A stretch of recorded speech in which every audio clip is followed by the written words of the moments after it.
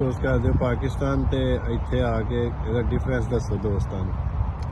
ਫਰਕ ਇਹ ਵੇ ਕਿ ਪਾਕਿਸਤਾਨ ਦੇ ਵਿੱਚ ਨੌਕਰੀ ਕਰੀਦੀ ਸੀ ਤੇ ਹਰ ਵਕਤ ਜਿਹੜਾ ਨਾ ਅਫਸਰਾਂ ਦਾ ਡਰ ਰਹਿੰਦਾ ਸੀ ਕਿ ਕਿਦੋਂ ਉਹਨਾਂ ਨੂੰ ਮੰਥਲੀ ਨਹੀਂ ਦੇਣੀ,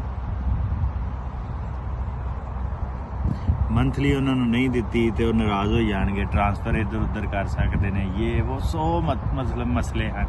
ਉਹ ਟੈਨਸ਼ਨ ਫਰੀ ਹੋ ਗਿਆ, ਅਫਸਰਾਂ ਦੇ ਡਰ ਤੋਂ ਨਿਕਲ ਗਏ।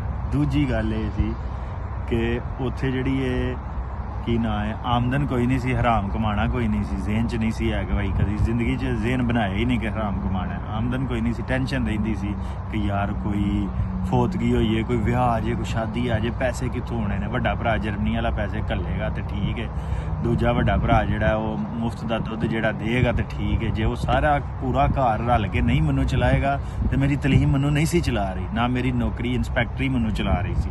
ਹੁਣ ਉਸ ਟੈਨਸ਼ਨ ਤੋਂ ਵੀ ਨਿਕਲ ਗਿਆ ਕਿ ਹੁਣ ਮੈਂ ਆਪਣੇ ਆਪ ਨੂੰ ਆਪ ਚਲਾ ਸਕਦਾ। ਕਿੰਨੀ ਤਲੀਮ ਹੈ ਤੁਹਾਡੀ? ਐਮਫਿਲ ਕੀਤਾ ਨੈਸ਼ਨਲ ਡਿਫੈਂਸ ਯੂਨੀਵਰਸਿਟੀ, ਜਿਹਦਾ ਕੋਈ ਤਲਕ ਨਹੀਂ ਦਫਾ ਦੇ ਨਾਲ।